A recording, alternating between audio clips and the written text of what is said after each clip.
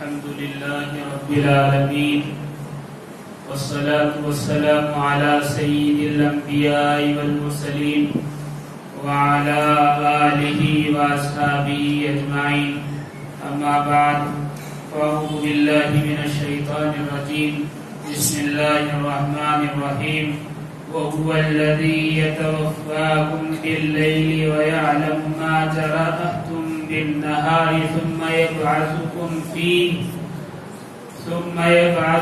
فيه ليقضى أجل مسمى ثم إليه مرجعكم ثم ينبئكم بما كنتم تعملون صدق الله العلي العظيم۔ محترم حضرات، میں نے جو آیت کریمہ آپ کے سامنے تلاوت کی ہے، اس میں اللہ رب العزت ارشاد فرما رہے ہیں، اور وہ یعنی اللہ وہی ہے جو رات میں تمہاری روح کو قبض کر لیتا ہے، اور جو کچھ تم دن میں کرتے ہو اس کو جانتا ہے، پھر تم کو اٹھا دیتا ہے، یعنی تمہاری روح واپس بھیج دیتا ہے تاکہ مقررہ میعاد مکمل کر دی جائے، پھر اسی کی طرف تمہیں لوٹ کر جانا ہے، پھر وہ تم کو بتلائے گا جو کچھ تم کیا کرتے تھے۔ اس آیت میں اللہ رب العزت نے کئی چیزیں بیان فرمائی ہیں۔ ایک تو اپنی قدرت بیان فرمائی کہ اللہ وہی ہے جو ہر انسان کی روح سوتے ہوئے نکال لیتا ہے اور پھر اسے واپس بھی بھیج دیتا ہے۔ اتنی قدرت والا ہے کہ اتنے روئے زمین پر انسان ہیں، سب کی روح رات میں قبض کر لی جاتی ہے اور پھر واپس انہی کے جسموں میں بھیج دی جاتی ہے، کسی اور جسم میں کوئی اور روح نہیں جاتی۔ یہ اللہ کی قدرت ہے۔ اور پھر بیان کیا کہ دن میں جو کچھ تم کرتے ہو اللہ ہر بات کو جانتا ہے، وہ لا علم نہیں ہے، یعنی رات کی حالت میں جب تم سو جاتے ہو تمہاری روح قبض کر لی جاتی ہے، ایسی صورت میں تو تم کچھ کر ہی نہیں سکتے، لیکن جو کچھ دن میں کرتے ہو اللہ تعالیٰ اسے جانتے ہیں۔ لیکن یہ روح واپس کیوں کر دی جاتی ہے؟ اس لیے کر دی جاتی ہے کہ جب تک موت کا وقت معین نہیں آ جاتا تب تک اسے مہلت دی جاتی ہے اور روح کو جسم میں واپس بھیج دیا جاتا ہے۔ اور پھر اللہ رب العزت نے آخر میں فرمایا یہ اس لیے ہے تاکہ تمہیں بالآخر اسی کی طرف لوٹنا ہے اور پھر اللہ رب العزت حساب و کتاب فرمائیں گے کہ تم نے کیا کیا ہے۔ یہاں جو بیان کیا جا رہا ہے کہ روح قبض کر لی جاتی ہے، اس سے کیا مراد ہے؟ اگر ہم آیت کو دیکھتے ہیں تو بعض علماء فرماتے ہیں کہ اس سے یہ مراد ہے کہ انسان جب سو جاتا ہے، نیند کی حالت میں ہوتا ہے تو اسے شعور نہیں ہوتا، ہوش نہیں ہوتا، اس سے یہ مراد ہے۔ لیکن بعض مفسرین فرماتے ہیں کہ نہیں، اس سے یہی مراد ہے کہ روح قبض کر لی جاتی ہے، یعنی جیسے مردے کی روح نکال لی جاتی ہے اس طرح سوتے ہوئے انسان کی روح نکال لی جاتی ہے۔ نبی کریم صلی اللہ علیہ وسلم کی حدیث ہے، مشکات شریف میں ہے، النوم اخو الموت، یعنی نیند جو ہے وہ موت کا بھائی ہے۔ تو اس سے بھی واضح ہوتا ہے کہ نیند اور موت میں زیادہ فرق نہیں ہے، بہت معمولی فرق ہے۔ یہاں بھائی کہا گیا ہے، بعض روایات میں بہن کہا گیا ہے، بات برابر ہے، بھائی بہن ہو یا بھائی بھائی ہو، بہرحال کوئی بھی معنی مراد لیا جا سکتا ہے۔ اس سے بات یہ سمجھ میں آتی ہے کہ نیند میں اور موت میں بہت زیادہ فرق نہیں، بہت معمولی سا فرق ہے۔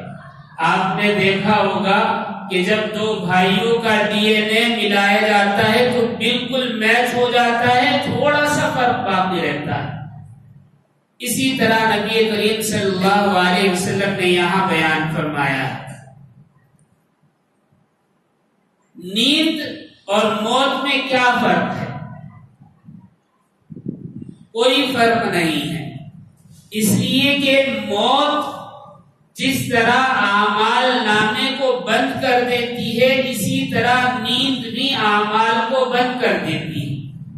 نیند جب انسان کو آتی ہے تو اس کا شعور، اس کے افعال، اس کے اقوال سب بند ہو جاتے ہیں، منقطع ہو جاتے ہیں، ختم ہو جاتے ہیں۔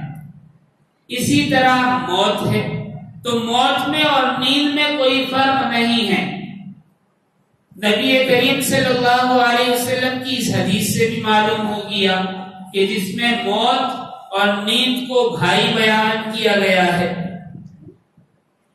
اسی لیے نبی کریم صلی اللہ علیہ وسلم کی بہت ساری احادیث ہیں جس میں بیان کیا گیا ہے کہ سوتے وقت استغفار کر کے سویا کر اور اپنے گناہوں کی معافی مانگ کر سویا کرو، اس لیے کہ پتہ نہیں آنکھ لگ جائے تو کھلے نہ کھلے، روز قیامت کھلے، پتہ نہیں ہے کچھ۔ اور اسی لیے نبی کریم صلی اللہ علیہ وسلم نے صحابہ کو تاکید فرمائی کہ موت کو کثرت سے یاد کیا کرو۔ بعض صحابہ نے پوچھا اے اللہ کے نبی کثرت سے کیا مراد ہے؟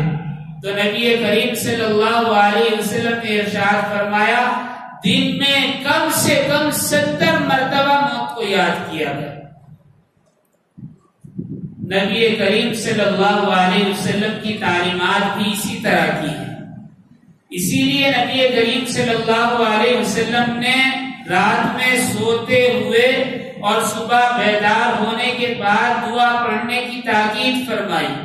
رات میں جب انسان سوتا ہے تو نبی کریم صلی اللہ علیہ وسلم نے تعلیم فرمائی کہ وہ دعا کرے اللہم بسمک اموت و احیا، اے اللہ میں تیرے نام سے ہی مرتا ہوں، تیرے نام سے ہی زندہ ہوں گا۔ تو اس سے بھی واضح ہوتا ہے کہ نیند ایک موت کی کیفیت ہے۔ اور پھر جب صبح میں انسان بیدار ہوتا ہے تو نبی کریم صلی اللہ علیہ وسلم نے تعلیم فرمائی کہ دعا کرے الحمدللہ الذی احیانا بعد ما اماتنا، اس اللہ رب العزت کی حمد و ثنا بیان کرتا ہوں، شکر ادا کرتا ہوں جس نے مجھے موت کے بعد زندگی عطا فرمائی۔ وَإِلَيْهِ النُّشُورُ، اور اسی کی طرف لوٹ کر جانا ہے۔ یہاں آیت میں بھی وہی کہا جا رہا ہے۔ یہ بات سمجھ میں تو آتی ہے لیکن آج انسان یقین نہیں کرتا کہ نہیں، انسان سوتا ہے تو کچھ لوگوں کو بولنے کی عادت ہوتی ہے، کچھ کو چلنے کی عادت ہوتی ہے۔ تو موت اور نیند میں کہاں فرق ہوا؟ فرق ہے۔ آج کے جدید سائنسی دور میں میڈیکل سائنس یہ کہہ رہی ہے کہ موت اور نیند میں کوئی فرق نہیں ہے۔ کیوں؟ اس لیے کہ جب انسان سوتا ہے تو وہ لاشعور ہو جاتا ہے، اس کو کوئی شعور، عقل، دانش نہیں رہتی۔ صرف فرق کیا رہتا ہے کہ نیند میں نظام تنفس چلتا ہے، یعنی سانس کا نظام چلتا ہے۔ سانس چلتا ہے تو دل کی دھڑکن چلتی ہے، دوران خون بہتا ہے انسان کے جسم میں، باقی سب ختم ہو جاتا ہے۔ اور جب موت واقع ہوتی ہے تو یہ نظام تنفس بند ہو جاتا ہے، یعنی سانس آنا بند ہو جاتا ہے۔ صرف اتنا ہی فرق ہے۔ اب آپ کے ذہن میں یہ بات آ رہی ہوگی کہ جب انسان سوتا ہے تو نظام تنفس چلتا ہے، روح موجود ہوتی ہے، ایسا نہیں ہے۔ روح نکل جاتی ہے جسم سے۔ میڈیکل سائنس کی تحقیقات کے مطابق انسان کی جسم سے روح پرواز کر جاتی ہے، لیکن روح کا اور جسم کا رشتہ ہوتا ہے جیسے ایک وائر کنیکٹ ہوتی ہے، اس طریقے سے روح اور جسم ملے سائنس کے حساب سے جسم کو بھی چھوڑ دیتی ہے، بعض مرتبہ شہر کو بھی چھوڑ دیتی ہے، بعض مرتبہ اس دنیا کو بھی چھوڑ دیتی ہے اور بہت دور نکل جاتی ہے جہاں تک انسان نہیں پہنچ پاتا۔ لیکن جیسے ہی کوئی انسان یا کوئی حادثہ یا کوئی اور چیز انسانی جسم کو ہلاتی ہے تو فوراً روح واپس آ جاتی ہے۔ یہ نیند کی کیفیت ہے، لیکن موت کی کیفیت یہ ہے کہ اسے کتنا بھی ہلایا جائے وہ واپس نہیں آتی۔ اب ایک اور چیز ہے، میڈیکل سائنس میں بیان کیا جا رہا ہے کہ روح اور یعنی روح جو جسم سے نکلتی ہے نیند کی حالت میں اور موت کی حالت میں، ان دونوں میں کوئی فرق نہیں ہے۔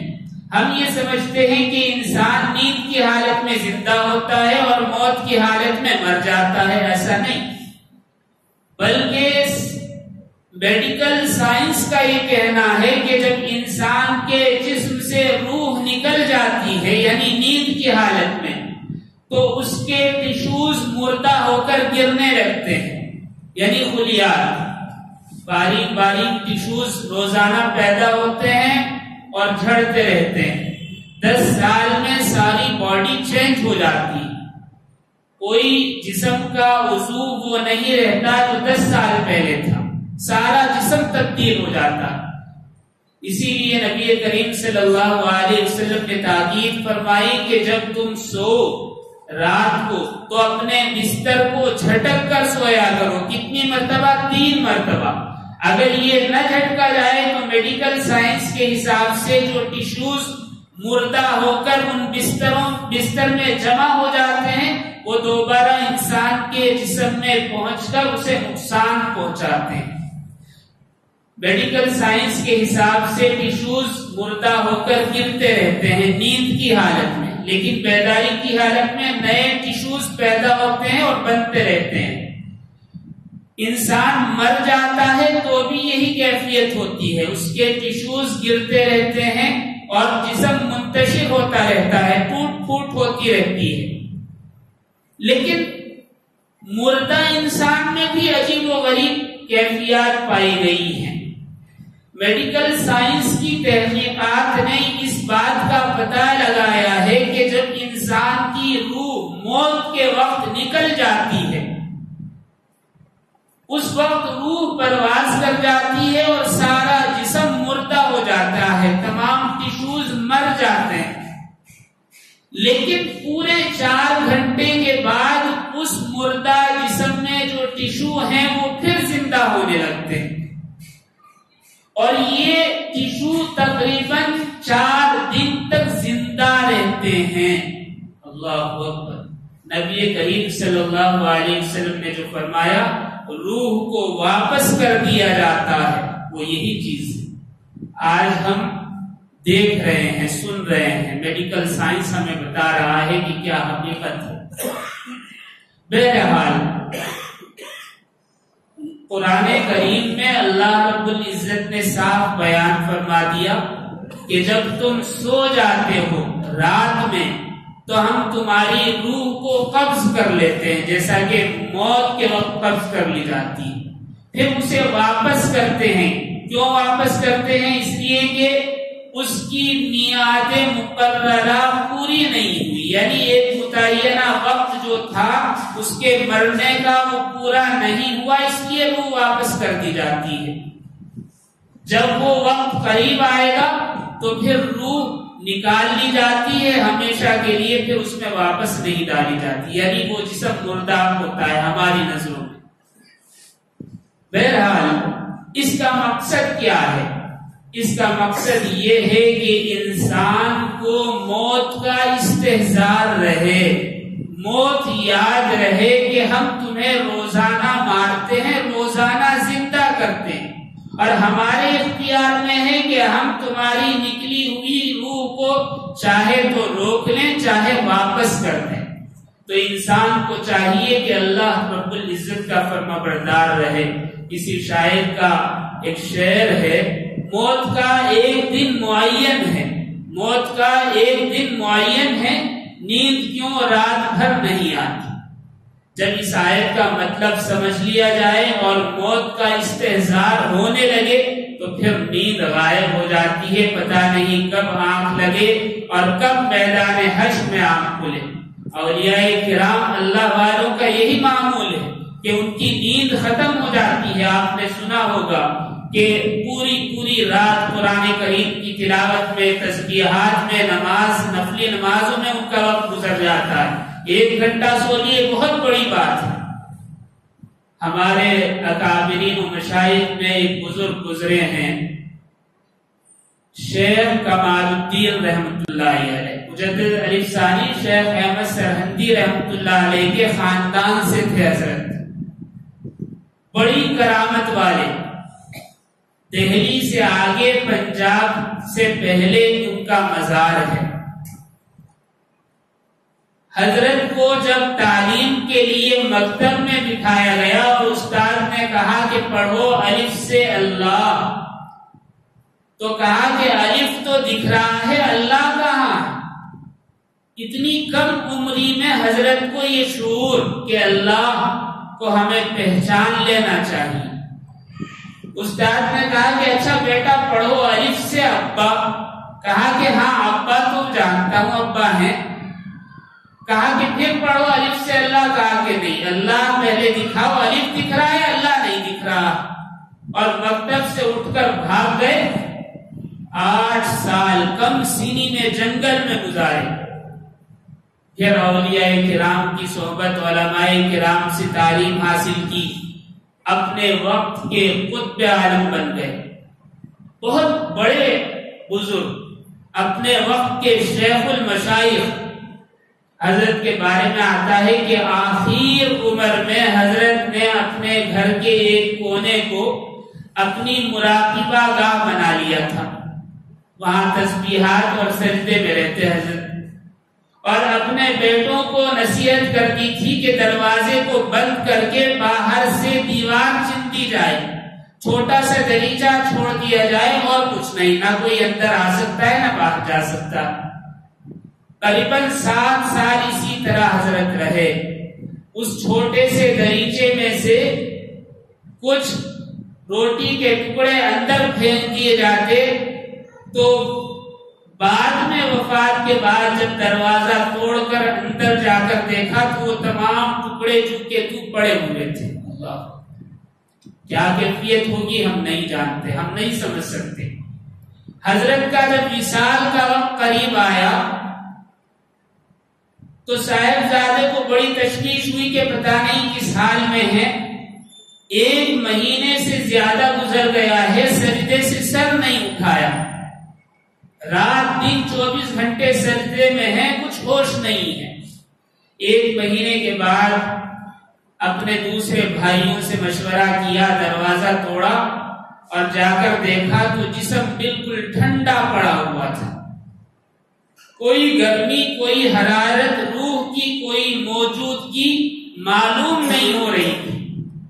شیخ کمال الدین کو سیدھا لٹا دیا گیا اور اس زمانے میں جو حکیم طبیب تھے ان کو دکھایا، انہوں نے کہا کہ روح پرواز کر چکی ہے، انتقال ہو گیا، کب ہوا کچھ پتہ نہیں۔ تو حضرت کے صاحبزادوں نے لوگوں کو کہا کہ آئیے حضرت کی نماز پڑھ لیتے ہیں، لیکن لوگوں نے کہا کہ نہیں، ان کی نماز جنازہ کے لیے تو بہت سارے لوگ کب سے منتظر ہیں، لہذا ان کو بھی بلا لیتے ہیں۔